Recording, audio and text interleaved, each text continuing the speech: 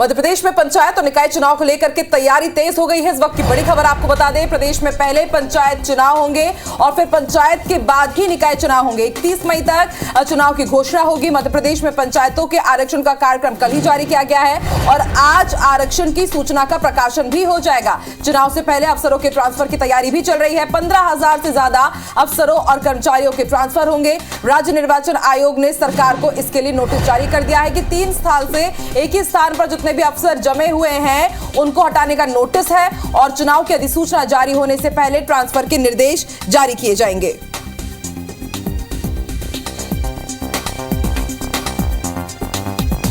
और ज्यादा जानकारी के लिए लगातार हमारे सहयोगी सुधीर भोपाल से हमारे साथ जुड़े हुए हैं। सुधीर, पंचायत और निकाय चुनाव की तैयारी तेज हो चुकी है। आज क्या कुछ बड़ी हलचल रहेगी मध्य प्रदेश में, इस खबर से जुड़ी हुई?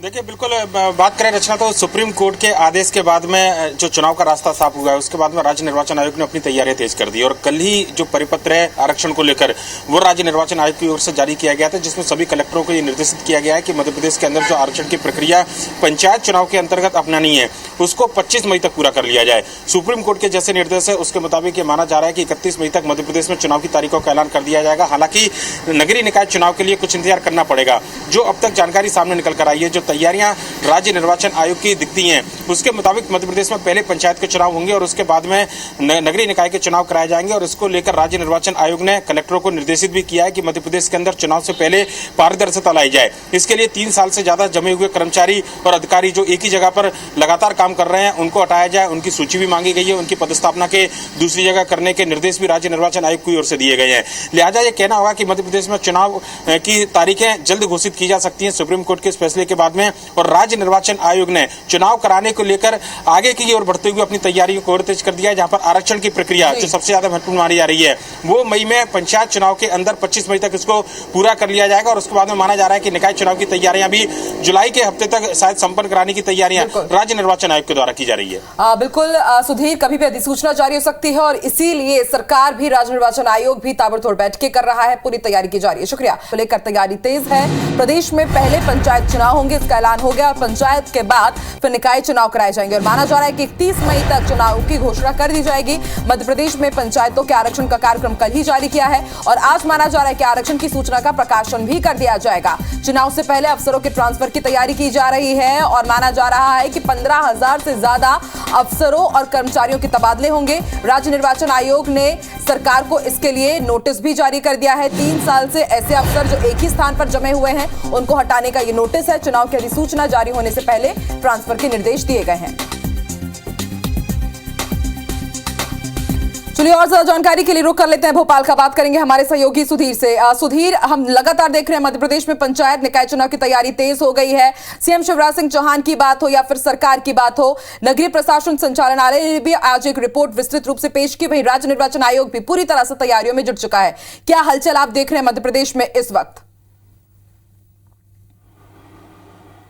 देखिए, बिल्कुल आकांक्षा, बात करें तो सुप्रीम कोर्ट के आदेश के बाद मध्य प्रदेश में चुनावों की हलचल जो है पंचायत और निकाय चुनाव दोनों को लेकर बैठकों का दौर लगातार जारी है और यह माना जा रहा है कि किसी भी वक्त राज्य निर्वाचन आयोग जो प्रक्रिया है पूरी होने के बाद अधिसूचना जारी कर सकता है। हालांकि इसके लिए 25 मई तक का इंतजार करना पड़ेगा क्योंकि राज्य निर्वाचन आयोग ने कल ही एक परिपत्र जिले के सभी कलेक्टरों के लिए जारी किया है। मध्य प्रदेश में जो कलेक्टर हैं उनको 25 मई तक आरक्षण की प्रक्रिया पूरी करने के निर्देश राज्य निर्वाचन आयोग की ओर से दिए गए हैं और उसके बाद ये माना जा रहा है कि मई के महीने यानी कि 31 मई तक मध्य प्रदेश में चुनाव की तारीखों का ऐलान कर दिया जाएगा। अब तक जो तैयारियां सामने निकल कर आई है उसमें पंचायत विभाग लगभग अपनी तैयारियां पूरी कर चुका है, केवल आरक्षण की प्रक्रिया इसमें बाकी है। और ऐसे में माना जा रहा है कि मध्य प्रदेश के अंदर निकाय चुनाव से पहले पंचायत के चुनाव हो सकते हैं और उसके बाद में निकाय के चुनाव की तारीखों का ऐलान किया जा सकता है क्योंकि आरक्षण की प्रक्रिया को लेकर अभी तक नगरीय निकाय से जो जानकारी मांगी गई है वो नगरीय प्रशासन ने राज्य निर्वाचन आयोग को भेजी है और उसके बाद में आरक्षण की प्रक्रिया यहाँ पर पूरी की जाएगी। इसके अलावा अगर बात करें तो कर्मचारी जो पिछले 3 साल से लगातार एक ही जगह पर जमा थे उनको हटाने के निर्देश भी राज्य निर्वाचन आयोग की ओर से दिए लिए गए हैं जिससे कि निष्पक्ष तरीके से चुनाव मध्य प्रदेश के अंदर पंचायत और निकाय के कराए जा सके। हालांकि अगर बात करें तो प्रतिदिन राज्य निर्वाचन आयोग की ओर से चुनाव की तैयारियों को लेकर बैठक ली जा रही है और कहना होगा कि मध्य प्रदेश में अब जल्द ही निकाय और पंचायत चुनाव की आहट सुनाई देने पर लगी है। सुप्रीम कोर्ट के आदेश के बाद में जो आरक्षण का रास्ता क्लियर हुआ है, उसके बाद में आरक्षण की प्रक्रिया जैसे ही पूरी होगी उसके बाद किसी भी वक्त मध्य प्रदेश के अंदर चुनाव की तारीखों का ऐलान राज्य निर्वाचन आयोग की ओर से किया जा सकता है। सुधीर, आप भी नजर बना के रखिएगा, हर एक हलचल पर आपसे पल पल की अपडेट हम लेते रहेंगे। शुक्रिया। तैयारी पीसीसी चीफ कमलनाथ लेंगे पंचायत प्रकोष्ठ की बैठक, चुनाव को लेकर बनाई जाएगी रणनीति। पूर्व सीएम दिग्विजय सिंह भी बैठक में शामिल होंगे। तो बड़ी खबर इस वक्त भोपाल से, जहां पर एमपी निकाय चुनाव को लेकर कांग्रेस की तैयारी। पीसीसी चीफ कमलनाथ लेंगे पंचायत प्रकोष्ठ की बैठक, चुनाव को लेकर बनाई जाएगी रणनीति। पूर्व सीएम दिग्विजय सिंह भी बैठक में शामिल होंगे। तो निकाय चुनाव को लेकर कांग्रेस की तैयारी। पीसीसी चीफ कमलनाथ लेंगे पंचायत प्रकोष्ठ की बैठक।